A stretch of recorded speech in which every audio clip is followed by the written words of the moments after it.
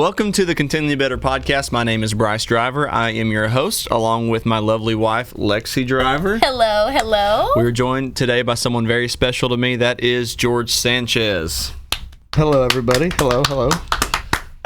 George, you know, we all used to be in youth group together. Why don't you give everybody a favorite memory of yours? I don't put you on the spot, but a favorite memory of when we were in Ignite Youth together, circa 2016. Okay, so that was 10 years just ago. Real quick, going on 10 years. The way it started is I started coming to church here because of Kelsey, because of Bryce. We were friends. Yes. Ooh la la. For those of you that don't know, Kelsey is George's wife. She's my wife. She's at home. Can I say that?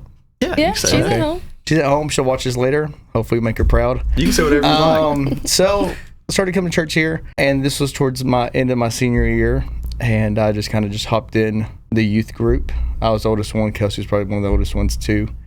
We had 10, 12. Wasn't many. It's probably 15 tops. Probably. Started being in the youth. Mm-hmm. And started enjoying it. Sherry Reether was our youth leader. Yeah, I remember that. And we went on trips, things like that. I think one of my favorite ones was Reveal Conference when we went to Dallas. You said Reveal. It's Legacy. No, Legacy. Oh, was it Legacy? Remember Covenant at Carrollton? Yeah. Covenant at Carrollton. Okay. And No, not Legacy. Legendary. Oh, goodness. Legendary, guys. Legendary It's been conference. almost 10 years. Yes, Legendary Conference. Almost 10 years ago. At Covenant Church in Carrollton. Anyways. So, going to those, and those were always fun. Yes. I think we had a smaller group, and everybody just talked to each other. There was no cliques, no nothing, just the memories, camp, wrestling outside of DC camp. Yes. I think it was just a good group of people, good group of guys. Kind of crazy, but it was fun. Didn't know what to expect. DC camp was crazy. That place shut down since then. Yeah, I think COVID messed it up. Yeah. Well, the water slide, I remember going to the top of it, and the water slide was super rusty and shaky up there. And like now, as an adult, I'm like, that place was, if there was an inspector out there, it was totally going to get shut down. Whatever. So many codes were being broken. We went to DC camp. DC. And I actually started meeting people from when we take our kids to camp in Alvin for now camp. Yeah. Some people worked DC camp that are there. Oh, wow. And then I even told myself we used to call it dirty camp. Yeah, DC, we called it dirty we always camp. called it dirty camp. I forgot about that. And they laughed about it. They agreed about it. There's sand everywhere. But so I just jumped in the youth group 2016. I think I was in there for 1-2 years. Yeah. And they had to kick me out. I was getting too old for it. And well, you got out of DC camp or out of Ignite, and then you moved into our house. And so you just went from one into the other. So moved in with the drivers. Yes. Supposed to be 3 months, 6 months. Yeah, I think it was supposed to be 6 months. Ended up being 3 years. Ended up being 3 years. And Bryce and I moved in together for a year. Then I moved to Jacksonville by myself for a year. Then I got married. Now I'm in the house where I'm at. We lived in a tiny little rent house together in a shady neighborhood. So that was kind of crazy.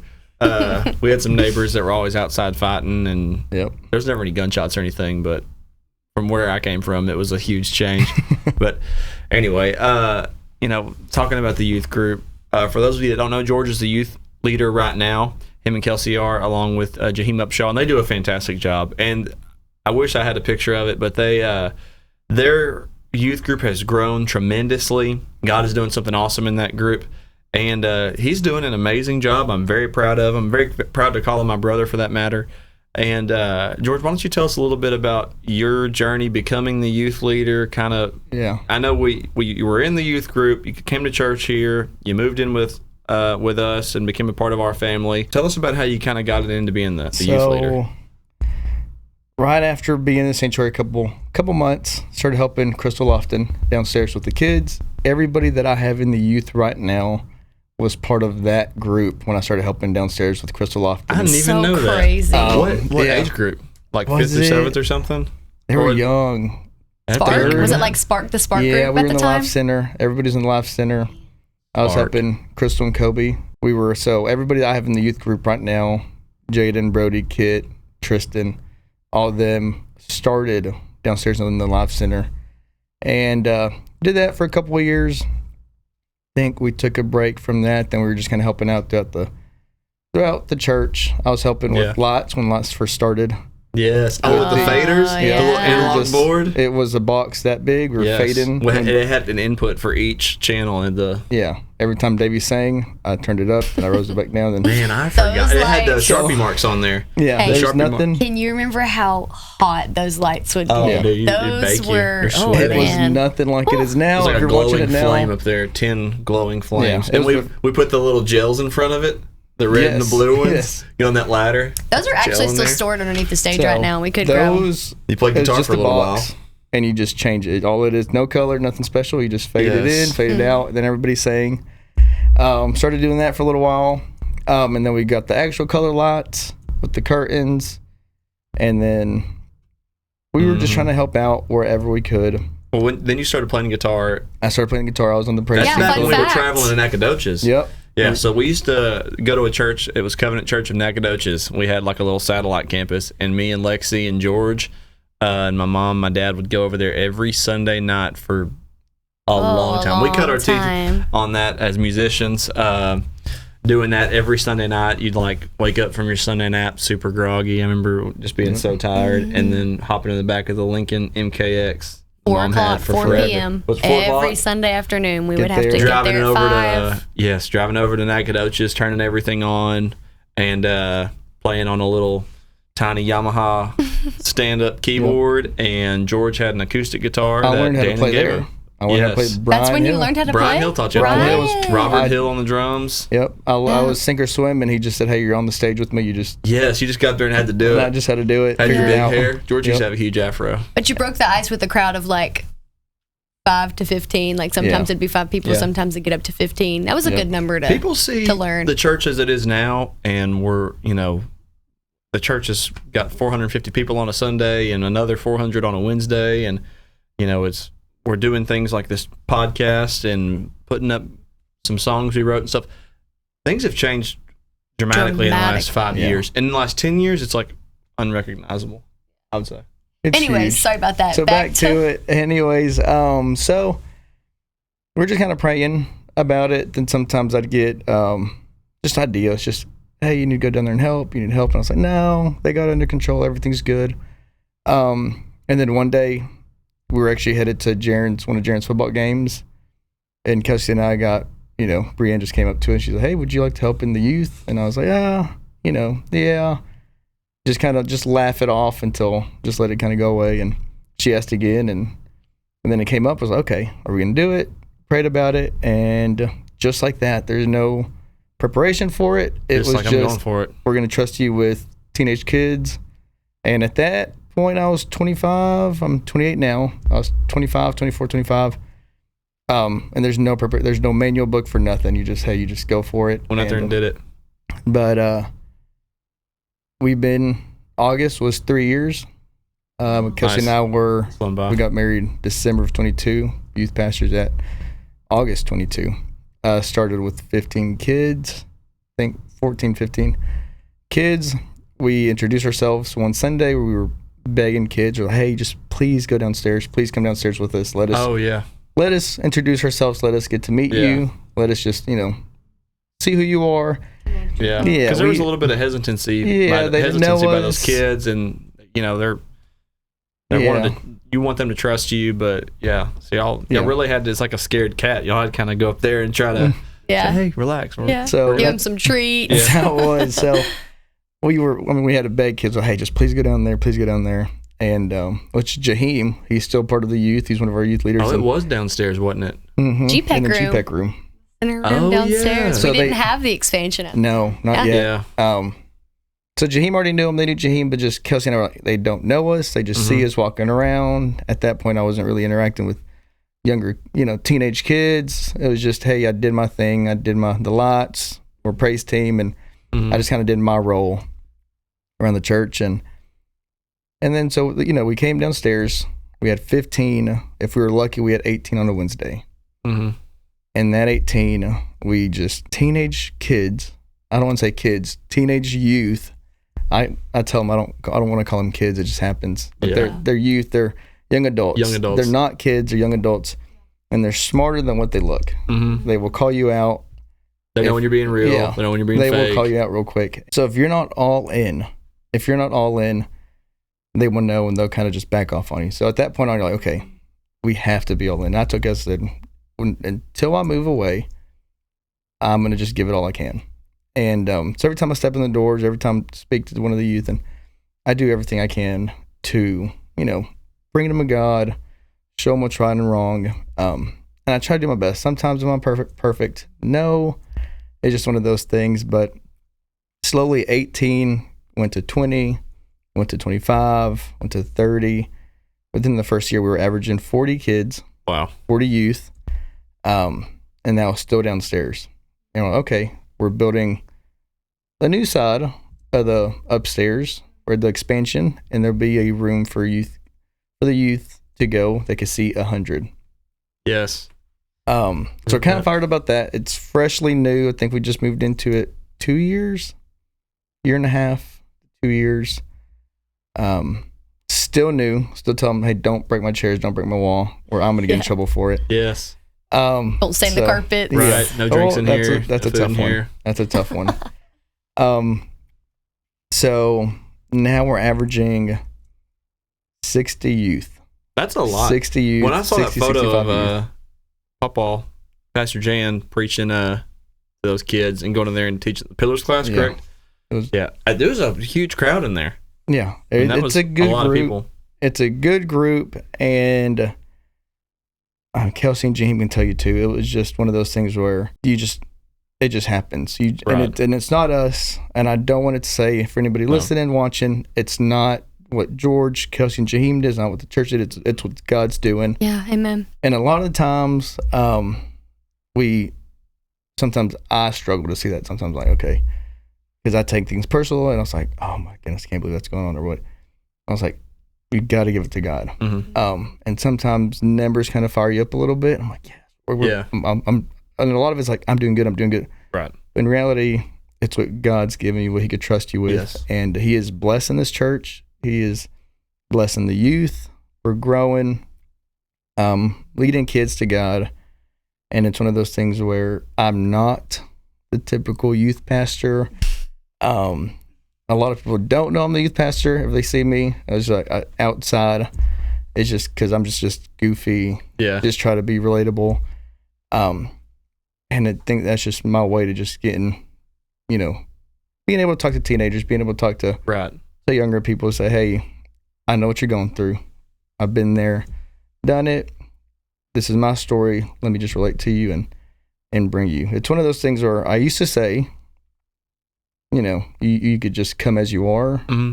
And I said, we just, you got to meet them where they're at, but you can't leave them where they're at. You have to 100%. You have to bring them. Yeah. You have to bring them. And for a little while, I was like, I'm just gonna be goofy, relatable, and hey, just come as you are. You're okay. But you can't leave them there. You can't leave them. You have to say, hey, now that you're here, let's try to go the right way. No, the grace of God meets us where we are, but it doesn't leave us in that place. Like when Jan was preaching the other day, and he played that video of that guy who was saying like, you can sin 24 hours a day and still like go to heaven and not. And I'm like, first of all, I don't really believe in that kind of theology. I think that's a little, kind of taking some scripture out of context, but that's neither here nor there. But whatever you believe, you've got to know that Jesus didn't come just to leave you where you are. Like his grace empowers you to be sanctified and overcome those sins, because he who sins is bound by sin, and they're held down by those things. So it's good that you're telling those kids like, yeah, I love you, and guys, I want to have fun with y'all, but also like I don't want you to be stuck where you are, because the truth of the matter is like these kids they're like 75% of who they're going to be as an adult. Right. And we had to talk with our kids, not our kids, but our your kids, younger, actually. yeah, they're your kids, are the younger members of our music team. We don't do a youth band and a covenant worship band. It's just all one, and you got like they're kind of like junior members, but we still hold them to a high standard. And I was telling them like, you guys are pretty much who you're going to be as adults right now. Yeah. Unless you make some changes, like if you kind of buy into continually better, or as the Bible would say it, if you let God sanctify you, then there's going to be some changes. Otherwise, you're just going to be pretty much exactly like you are, except with a mortgage and and a credit card, and that can be very dangerous. And so, like, it's super important that you're not just taking these kids like, oh, it's, they're just kids, it's whatever. You're saying like, hey, I want you to be better. I want you to be upstanding. I want you to have character. I want you to have a deeply rooted faith in Jesus Christ and in His Word and all those things. So it's super important that you're doing that, because these kids are just a very short period. Let's say they're 16. 2 years goes by like that before they're in college, and then they're going to some professor, some liberal ideology professor who's telling them all kinds of terrible things and trying to deconstruct their faith. And if they don't have something strong to stand on, that shakes a lot of people. So. Another way that I would look at it too is like, if we were to say, all right, you've encountered Christ, and that's all that there is for you, like what hope is that, And I can remember, I don't feel like it was that long ago whenever we were youth kids, and I can remember being like, what is my purpose? Well, maybe you don't know what your life's going to look like 10 years from now, but you're able to tell them, like, I do know what you can do right now, and that is, identify the sin in your life, let's fix this area. And so that's just really important for them to have that purpose, that hope in Christ. Yeah, just put them on a firm foundation. So you've been doing it for a few years, and you're kind of finding your way with them.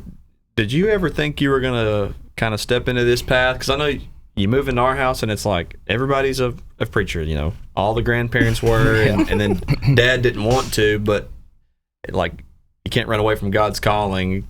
I wonder if that kind of, when you moved into our house, God said like He's going to be a youth pastor. Never would have thought it. Never would I. If you asked me in high school, you asked me 5 years, even if you asked me 4 years ago or the month before we actually jumped in, hey, it's like, no, no chance. No, I was like, no, I like to just, be chill, just kind of just hang out. I don't want to, I never thought I'd be speaking in front of youth or taking them to camp. I did that. I was fun. I probably scared myself too, because of the way I was growing up. And I was like, I don't know if I want to deal with more of me, because I know the way I was in a youth group or, as growing up. So I was like, oh, listen. So you were hard on people. So you're like, I'm going to be terrible at this. Like, I know how these kids, I know how I treated my teachers. So I knew that, but no, I never thought I'd be doing this. And I think looking back at everything now, I could definitely see the way God lined everything up. Yeah. And it's not just out of accident. It wasn't just out of, oh, there's a spawn opening. Here you go, George. We're just going to lob it up to you. No, He knew the end from the beginning. He knew everything He had for us. And I'd do this all over again. I do enjoy it. It is, and I tell Kelsey all the time, I say, hey, the wins are for them. I'll take the losses. I'll take it. Now we need to figure out how we can move on. Even though that I struggle with taking everything personal, being perfect, I love what I'm doing. I do love it. Told them at work, I said, hey, that's my first passion. This is what's, takes my priority right now. Right. And never thought I'd be doing it. One pays the bills, the other one's like what you enjoy. Yeah. I feel you on that. I do enjoy it. Not what I thought I'd be doing growing up, but now that I'm doing it, I was like, this is where I'm meant to be. Right. You've always had a way of connecting with people as long as I've known you, and those kids will, like you said, they'll sniff out what's real and what's fake, and you're the real McCoy, and so those kids can pick that out. But if I tried to go out there and connect with them like that, it just wouldn't work. God knew what He was doing, and we get shocked when I told someone this the other day, like they prayed for something, and God answered their prayer with a yes. Sometimes the answer is no. He pretty much always answers. This answer was a yes, and we were all like shocked. I'm like, why are we so shocked? And then when Bree preached Wednesday about stop being a beggar and know that these are the things God's paid the price for, He said He's done these for you. Believe in Him. Believe in these things. And we get surprised whenever He answers our prayers. And then we're surprised whenever He orders our steps, when all the scriptures say that, He orders the steps of those who believe in Him. And, we get surprised whenever what He says He's going to do, He does it, even though He's never failed once. And that's like a flaw in us. But so something else I wanted to ask you about, like, you get to see these kids personally, and you're talking to them, throughout the week. You meet with them twice a week. I know the world that I grew up in, like, social media was popular, but it wasn't everything. Like, now it's everywhere all the time, everything. And so that changes things. What has changed from when we were kids, even though it wasn't that long ago, to what kids are dealing with now? Like, give people a kind of a look into, you're seeing it firsthand with these kids. What are they dealing with that, me and you might have not dealt with? Definitely their parents didn't deal with, or for the grandparents that are raising, their grandchildren. What's going on in their world that they never had to deal with? Funny, we had a couple Sundays ago, we had a lesson, and then COVID came up during the lesson, because like, hey, and then when COVID hit, I was 21, 22, in a job. I was working, trying to figure, bills, life out. Like, hey, how old were y'all during COVID? And then we had one girl say, I got kicked out of second grade. Second? So I was like, okay, grade. I'm a lot older than what I thought I am. Yeah, that was 5 years ago. So I was like, okay. I was like, all right, and I don't want to say COVID messed it up by just social distancing, phones, everything's on your phone, the way you order food, the way you could, order your groceries, the way you talk to people, the way I don't want to say it's because of COVID. I think it's just one of those things this world goes and the way it transitions to technology. One thing that I do see that's different is the way they interact. Yeah. Was with one another, meeting someone new. Sometimes I have to like force two of them together. Say, hey, come here. Hey, this is so-and-so. Hey, this is so-and-so. They just look at each other and just say, hey. I was like, hey, shake their hand. I was like, shake their hand. Okay. I was like, shake their hand. And they just throw one of these up. I was like, look them in the eye, shake their hand, you're good. I was like, hey, it's good. It's good. That's good. It's just the way they interact with each other. And like a little more standoffish, or? They're just in person. It's like they're shy, but they're blowing each other's phones up, texting. Oh, yeah. But then I was like, but when it comes to person, they're just sitting next to each other, not talking. Yeah. Good thing is we're slowly breaking out of that where we are. There's no one group here, one group there, two groups. I think we're in a great spot where we are, where everybody can talk to everybody in the youth group. Everybody just interacts. Everybody knows each other. We do get a few new youth kids. And sometimes I worry that when the new ones come in, are they all the same way? Like they're just a little bit just low key, sit in the back, and sometimes I know them just from Sunday, or I know their parents, and so I just you got to make sure you know their name, and that's one of the biggest things is I try to. It's hard because we're growing. You're looking at averaging 60 kids, 65.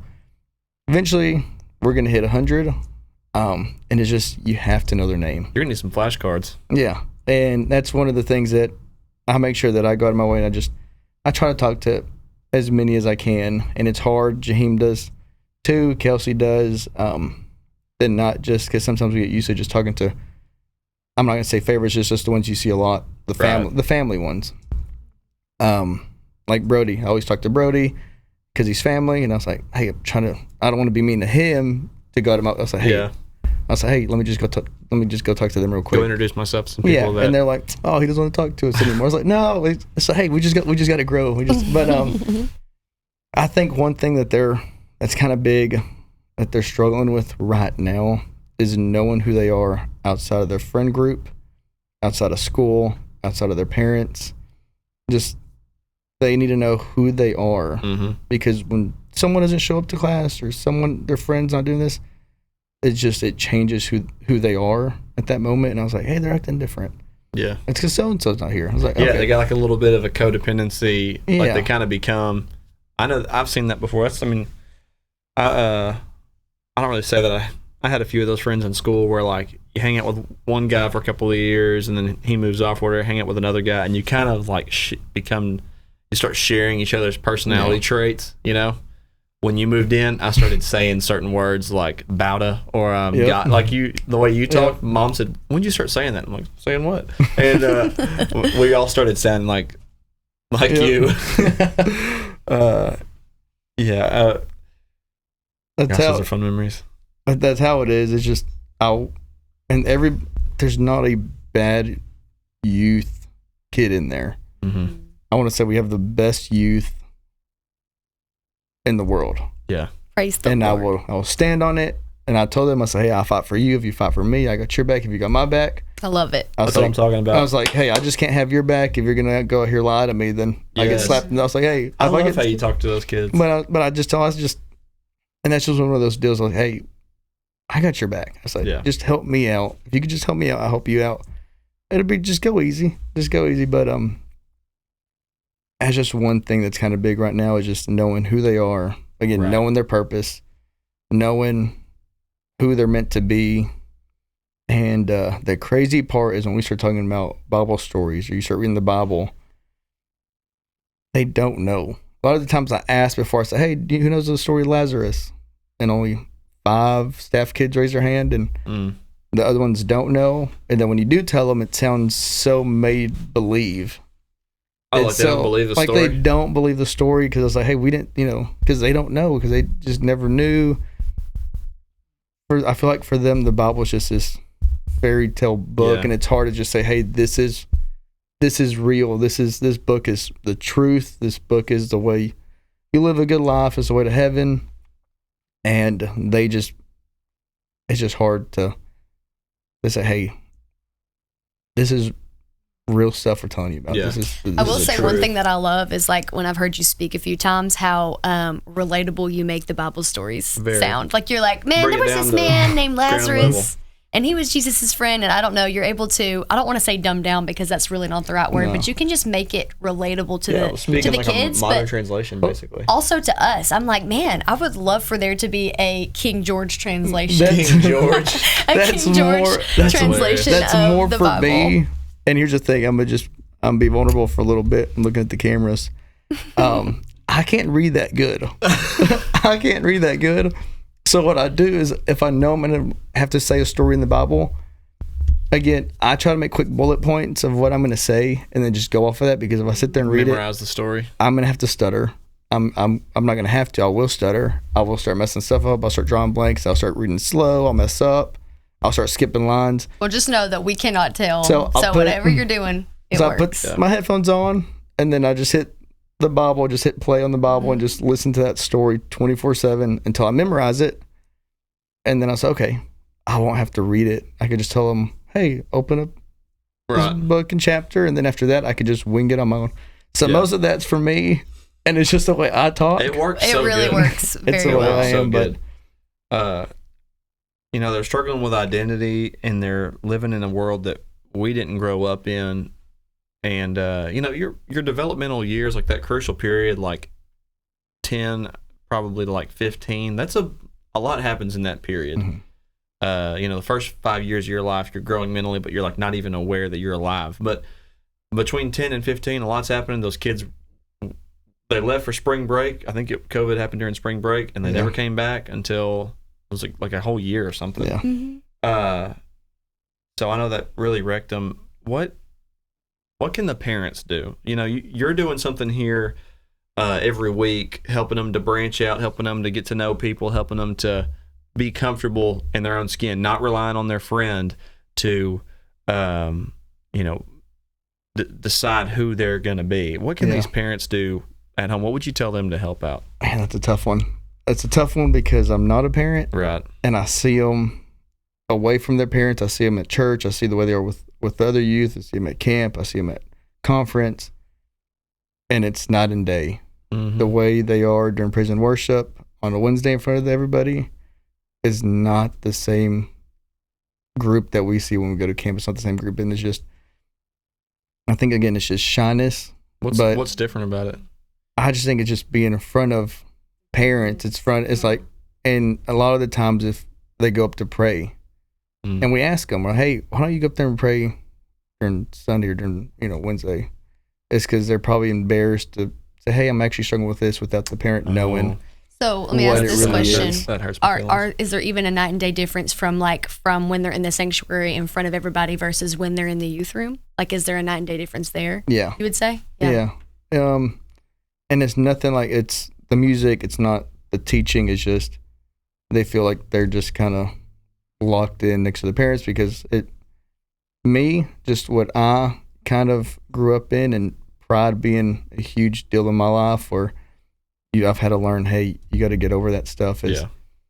Family stuff. I let pride get in the way of that, and I was like, I don't want my friends to see what's really going on at home, or they won't be my friends, or they'll judge me, or they'll.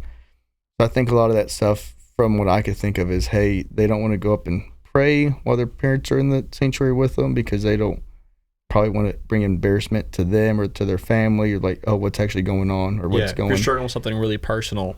Yeah. And someone asks you, what can I pray for? And you're like, I don't want to tell you. Because then you're like, but it's, if I could just tell the parents anything, and I'm not a parent, so you don't have to listen to me if you don't want to, but just take it.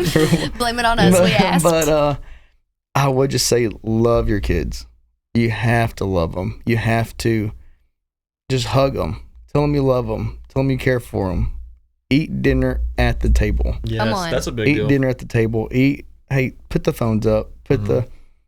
And men to boys to young adults, and I tell them, I said, the decisions you make today is who you are tomorrow. Oh, that's good. And it's one of those deals where, like, you have the men in the home, as the leader, need to just tell their young boys, say, hey, this is the way you act. This is what you do. And I didn't know that much growing up, just the way it kind of worked. And so now I'm just, okay, I'm doing everything that I can now that I know what's right and wrong. Right. To do what's right. But it's one of those things where even the youth guys in the group's like, hey, go open the door. I say, hey, go help them. If you see someone struggling, or if you see trash on the floor, don't wait for me to tell you. Say, you just go ahead and just do it. You do it. But just, parents, love your kids. Tell them you love them. Face-to-face interactions, even if you're tired at home, just make a little time, and it's going to be a huge deal. And start it young. Start it young to where it's normal for them to be open about how they're feeling, about what's going on. Even, again, for me, and this is how it is relatable, because I seen it, and it's one of those things where you couldn't show your feelings. Yeah. I couldn't show my feelings growing up, and that's just a guy thing. It's like stoic to the max. Yeah, it's just a guy thing. Never seen my dad cry until I was a grown adult. I mean, I was already graduating high school, and something happened, and it's when I saw him cry for the first time. I was like, the dude that I thought that was so tough, the guy that could do, and he really can do anything. Yeah. I tell him, I was like, this is crazy. Right. I've never seen this. I never experienced this, and I never knew what. So it's one of those things, like, it's okay as an adult. Tell your kids, hey, it's all right. It's okay you feel this way. And it's not one of those things like, and don't be one of those people who say, hey, you won't get in trouble if you tell me what you did. Yeah. And then they tell you, and then you lie to them, say, hey.